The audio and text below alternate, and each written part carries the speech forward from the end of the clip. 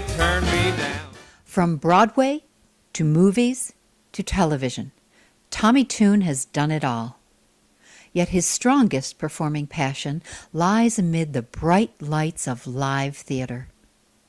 That's what makes it interesting that television brought the award-winning dancer, choreographer, and director to some of the best moments in his Broadway career, as well as to the woman who became Tommy Tune's one and only. I danced on the Dean Martin show, and then we went to London to make the Dean Martin show, the Dean Martin Summer Series, because it was cheaper to work in London, a lot cheaper. Was it fun? Oh yeah, I liked it. I loved being in London. That was really interesting.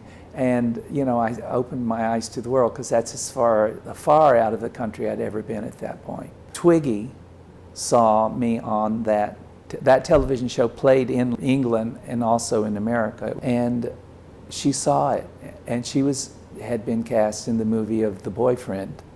She was starring in that movie for Ken Russell, and she told him about me, and he watched the show, and I was back in LA, and he called me, and I thought it was a friend, you know, kidding me, and he wanted me to come be in that movie, so I didn't audition for it or anything. Had you known Twiggy before? I knew who she was, but no, I didn't know a lot about her. And so what's it like to meet her the first time? Well, I fell in love with her. I'd come in direct from the airport, and I came to the rehearsal room, and she was already rehearsing with the guy that she was playing opposite. And I remember saying, "So this is Twiggy." And I couldn't take my eyes off of her. What was it about her? I don't know. She was not voluptuously beautiful. She just had an incredible appeal. You wanted to take care of her. Yeah. So you performed a lot together. So was this something that formed a relationship between the two of you? You just had something special between you? I asked her about that, because she was much more sophisticated than me, because she was a global phenomenon. And this was not at the peak of her. She walked away from modeling, and at this point, and this is when she went into making this film, this was her departure from modeling, because she saw that she'd done it. I taught her to tap dance. Did you really? Yeah, and she really learned it. I have to say, she really learned it. It's interesting how people approach tap dancing. Because it's tricky. What makes it tricky? I don't know. Well, what is it? What is it? Where does the message come from? All the way up here in your head and through your musculature, down there making sounds with your feet and making complicated rhythms. How do you do that? I don't know. I don't know what dancing is. Agnes de Mille said, I said, "What's your definition of dancing?" And she said, "Non-utilitarian movement set to music." I think it's an expression of love. For? Life, for the feeling of it, for the joy of it. You're expressing something. I don't know what dancing is. I just do it. Well, it's who you are. Yeah, I think I was born to dance. It's title. I would think that would make a good title for something somewhere, right? So let's go back to Twiggy a little bit. How many times have you performed, and what have you done together? Well, we did the Boyfriend film, and we clicked. So then her manager wanted to star us. I was going to tell you what Twiggy's assessment was. We were doing My One and Only on Broadway, and we were such a success, and people just loved us together. And I said, "What do you think it is that they're responding to? Why are we so successful?" And she said, "Oh, because we're freaks, dear." And I said, "What do you mean?" She said, well, I'm a stick and you're a beanpole, and that two things happening together on stage in tandem is something they've never seen before. We're freaks. Well, that's a terrible answer. Well, it wasn't to her, and she was considered one of the most beautiful women in the world.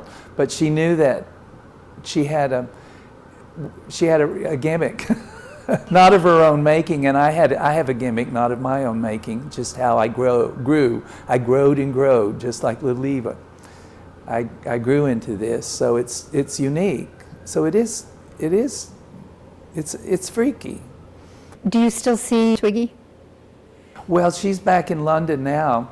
We wanted to make a movie together, and we worked very hard. It was going to be called Gotta Sing, Gotta Dance. Paul McCartney of the Beatles wrote the title song. He recorded it. You could hear him singing it, but he wrote it for us. That was going to be the title song of the movie, but we never got it together. They raised a bunch of money. They wrote a script for us. It wasn't a very good script, so it didn't happen. And so I came back to New York and fell into Seesaw and won my first Tony Award, but I was back where I wanted to be. Then 10 years later, I'd been directing and choreographing. I'd done a run of hit shows. I was grinding and grinding and grinding, directing and choreographing shows, and that's a very hard job, to direct and choreograph a musical. I got sort of burnt out, and I went, oh, it's time to go back on stage. So I said, I'm going to get Twiggy and I'm going to make a show. And that's what my one and only became. Did you create that show, or was that a show already? No, that was a new show. We ran 2 years, I think, on Broadway, and then we went on the road. Do you still see her or talk to her? Yeah. Yeah, she has to come here because of her green card so many times. She has to spend so much time in New York. And sometimes I go over there. Do you ever dance just for fun? It's always about the performance. Yeah, I'm not good at social dancing. Wait a minute. How can you not be good at any kind of dancing? I'm not good at social dancing. I don't know how to do that. So only performance? Yeah. But you dance with, when you dance with someone else and you choreograph that on a stage, that's dancing. Yeah, but it's not social dancing. It's choreographed. I'm not leading. I say, I'm doing this and you're doing that. Now we'll put it together and now we do that. Fred Astaire didn't social dance either, I have to tell you. I know Lucy asked him, Lucy Arnaz was at a party and everybody was dancing. She said, will you dance with me? He said, I won't dance, don't ask me. Yeah, he didn't do that. It's a job. It's not a job. Well, it is a job. It is a job. I mean, it's your career. Yeah, it's your livelihood. And also, I'm a rehearsed talent. I don't ad-lib. You've won 10 Tonys? Yeah. And a list of awards that are longer than my arm. Did you ever imagine any of it? Never. Never. That's just, you know what awards are? It's like my parents patting me on the head and saying, good boy, good job. That's what an award is. It gives you the gumption and the courage to do the next thing. Was there ever an award, though, out of all of those that did feel like more than just getting patted on the head? Maybe when I made the international best dressed list, the top 10, because that was just getting dressed. I didn't do anything but get dressed. So it had nothing to do with dancing, it had to do with clothes. Yeah. That's awesome. Awesome. I thought that was a great award. Did they pick out certain outfits? Like, was there a retrospective of clothing that they used for that? I guess they were just pictures of me. I don't know how they arrived at it. It was a man named Mr. Blackwell. He's gone now. He could be rough as well. Oh, he was mean, if but he didn't like all it. the more reason that I was so honored. In your estimation, has Broadway changed? Oh my God, totally.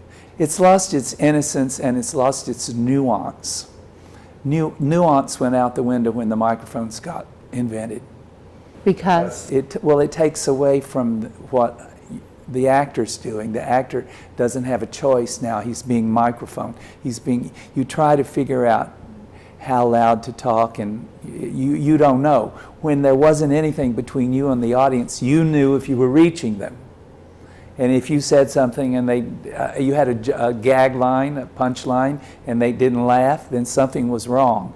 They either didn't hear it or you said it too fast and you went about fixing it. Now you get out there and you don't really know. You really don't know. You sense, but you don't know because the sound man's working you.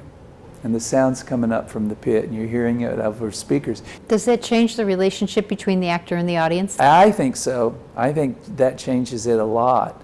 You just don't get that innocent, natural moment. You've been touring. Yeah. I'm still performing all over. So you're still dancing? Yeah. Is it different now than it was?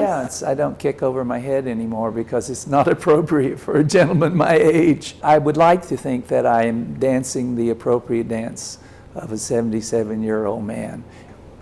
You know, you pull it in and make it make it less for more.